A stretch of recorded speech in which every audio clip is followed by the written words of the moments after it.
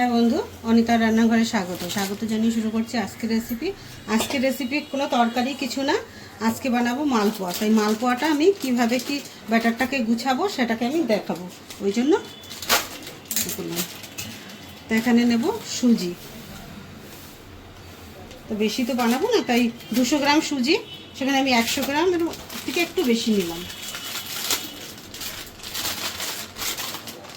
আর এখানে ময়দা নিলাম 2-250 মতন।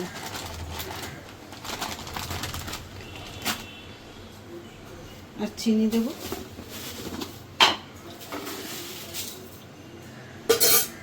চিনিও দেবো প্রায় 150 গ্রাম মতন।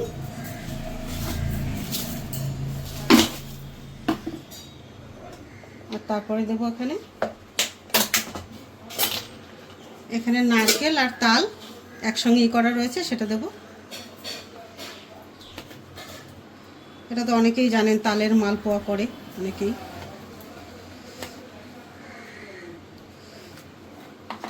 আর লাগলে দেবো। আর দেবো এখানে দুধ দিয়ে এবার ভালো করে হাত দিয়ে মাখিয়ে নেব।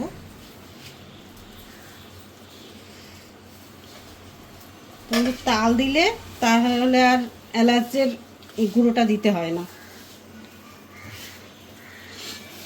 তাহলে আর তালের গন্ধটা থাকবে না তাতে। এই জন্য এলাচের গুঁড়োটা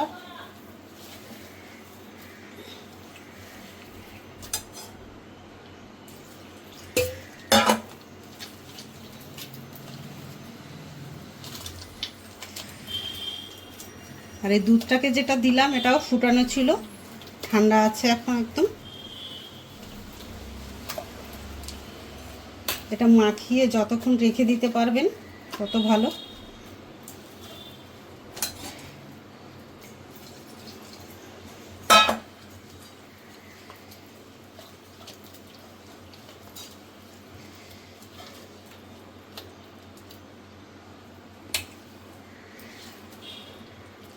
তো বন্ধু, আমি এটাকে ভালো করে মাখিয়ে রেখে দিলাম।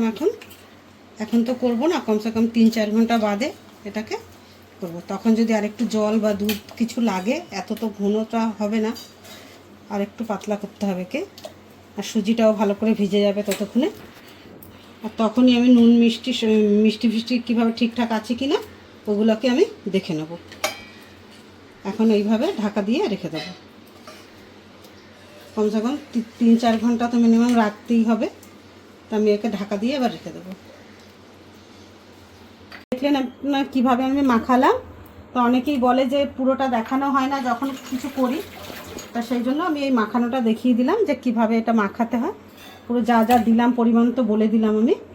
এইভাবে করে মাখাবেন। আর যদি মনে করেন এটা এত ঘনত্ব তো হয় না, তা আর একটু পাতলা করতে হবে, তা এখন আমি করব না এটা এখন ভিজানো থাক। সুজিটা ভালো করে ফুলে নিই, পরেক্ষণে আমি যখন বানাবো তখন আমি এটা দেখে নেবো। মিষ্টিটাও দেখবো আর জলটাও আর একটু লাগলে দিয়ে দেবো। এখন আমি রেখে দিচ্ছি কমসে কম 4 ঘন্টা। হ্যাঁ বন্ধু, তখন আমি ব্যাটারটা যেটা মাখিয়ে রেখেছিলাম, ভেবেছিলাম আমি মালপোয়া বানাবো, কিন্তু সে মালপোয়া এত তেল টানে, তার জন্য বলা হলো যে মালপোয়া কেউ খাবে না।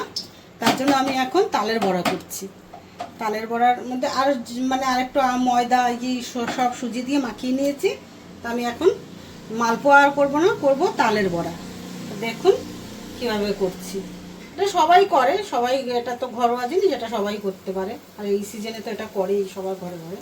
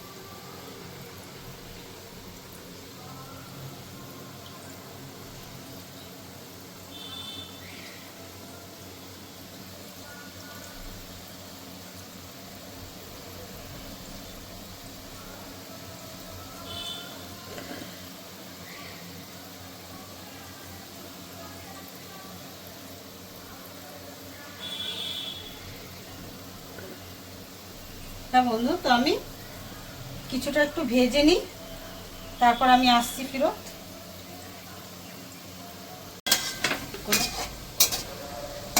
হ্যাঁ বন্ধু, তো আমার একে একে আমি আগে একটা ভেজেছি এক খোড়া, আর একটা এই ভেজেছি। এবার আমি আর ভাজবো না, যখন যখন খাবো তখন তখন ভালো, ফালতু বেশি কতগুলো ভেজে রেখে তো লাভ নেই। তো দেখলেন কিভাবে মালপোয়া থেকে তালের বড়া হয়ে গেল। আপনারাও এইভাবে করে খেয়ে দেখবেন।